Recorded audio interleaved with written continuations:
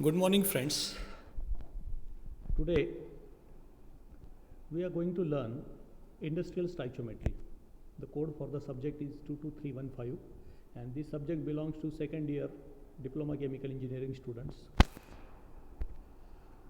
This is our lecture 1, and in this lecture we are going to learn the second topic, law of gases and gas mixtures.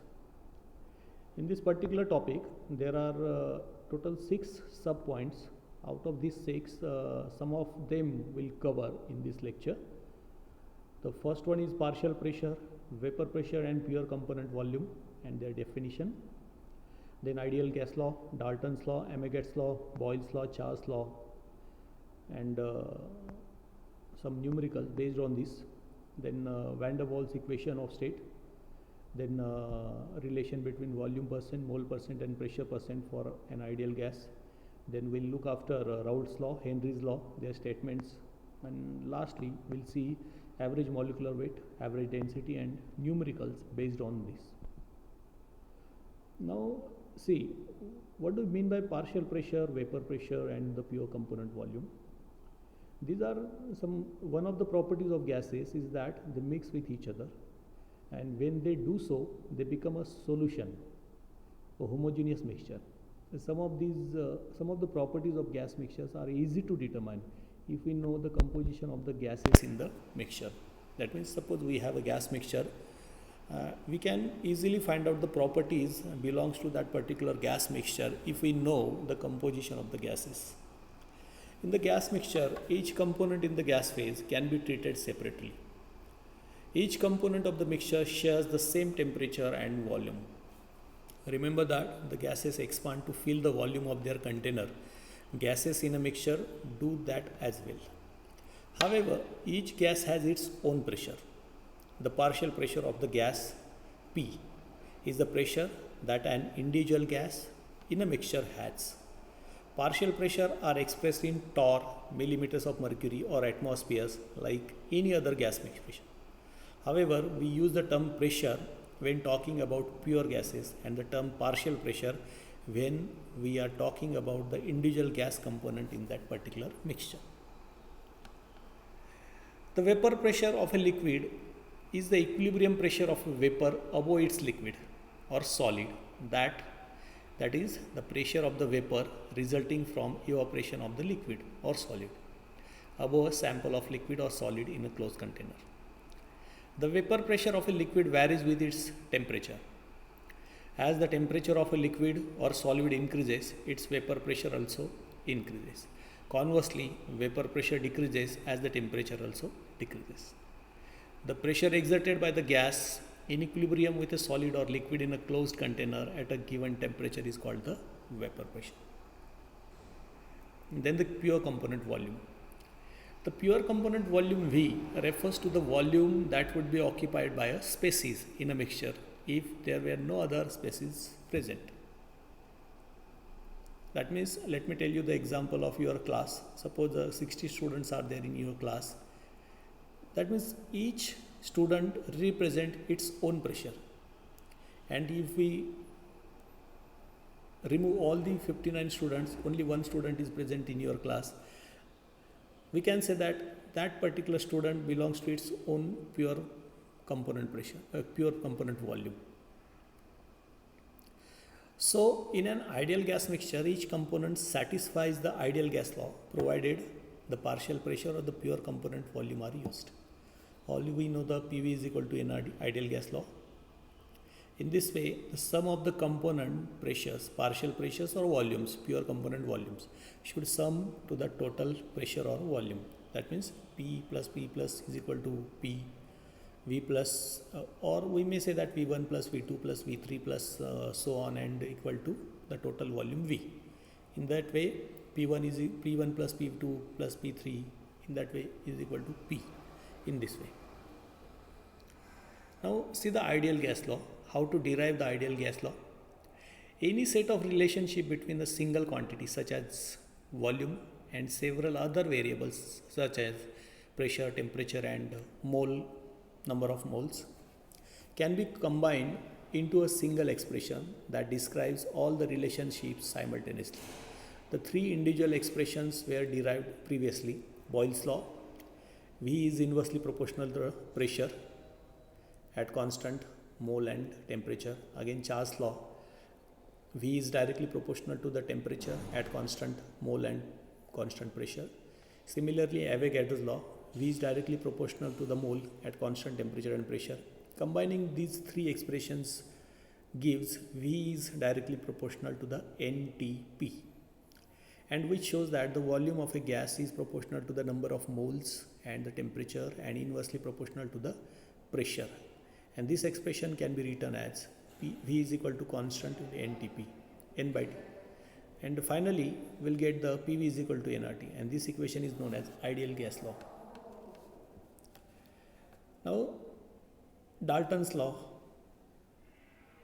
of the partial pressure state that the total pressure of a gas mixture is equal to the sum of the partial pressures of the components, PR.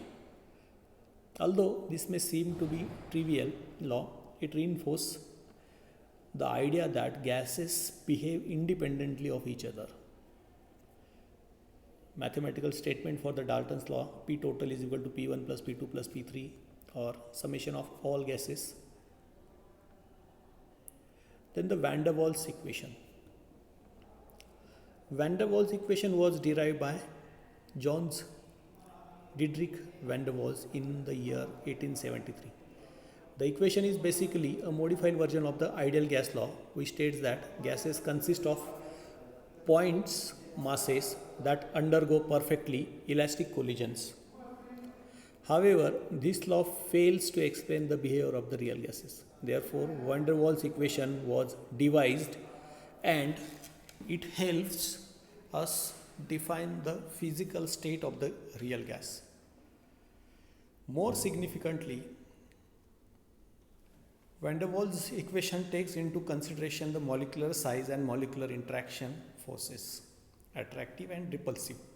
Sometimes it is also referred to as van der Waals equation of state.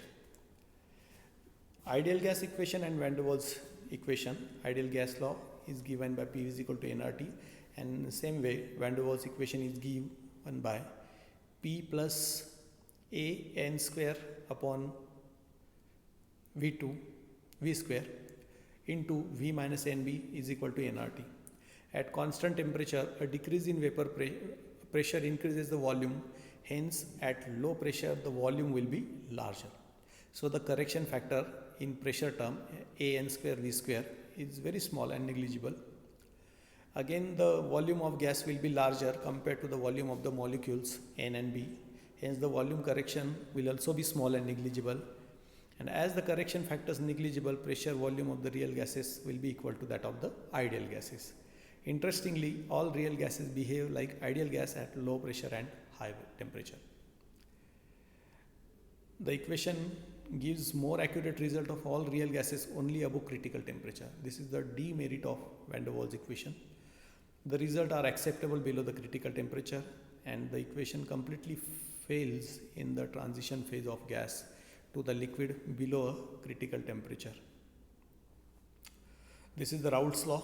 Raoult's law states that a solvent's partial vapor pressure in a solution or a mixture is equal to or identical to the vapor pressure of a pure component, pure solvent multiplied by its mole fraction in the solution.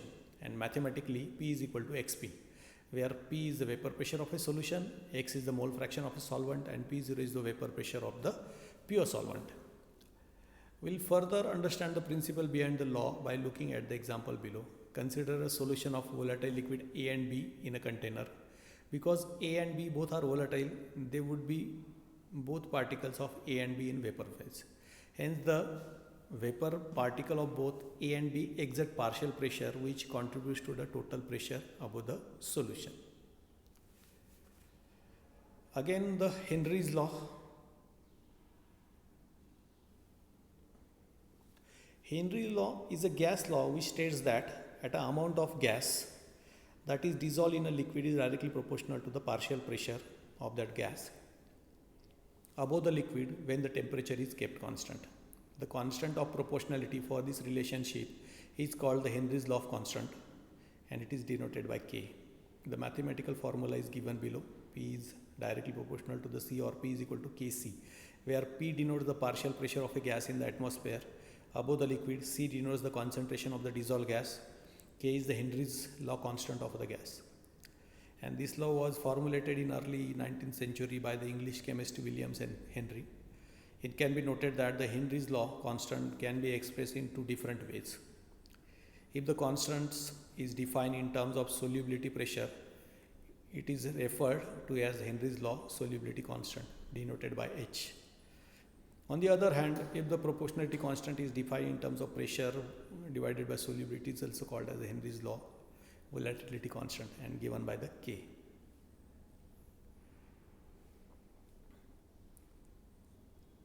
This is about the Raoult's law. Thank you. Now the remaining things will be covered in the lecture 2.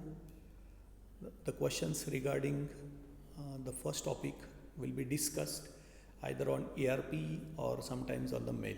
Thank you.